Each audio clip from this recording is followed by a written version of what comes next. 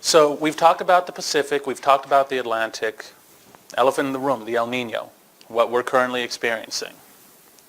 Now, as you can see, once again, going back to our conclusions, 90% of the different sources believe that the El Nino will last through winter, 85% that it'll last through spring.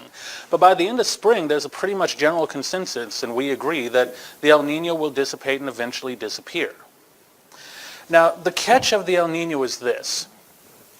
You see this area, that dark red area, the 3.4. That area is very important for scientists because they pay attention to that one specific area, and they invented this back in the late 70s. That area has to be 1 degree higher than the average temperature 7 months in a row. And on that 7th month, they say, well, it's done it for 7 months. It is officially an El Nino.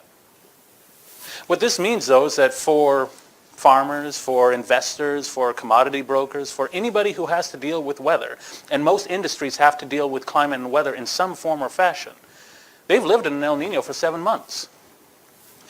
In 2014, actually in late 2013, we were experiencing oceanic temperatures that were creating El Nino conditions, and they would last 3, 4, even 5 months. And then 1 month it would be 0.9 degrees, 0.8 degrees. It would drop down.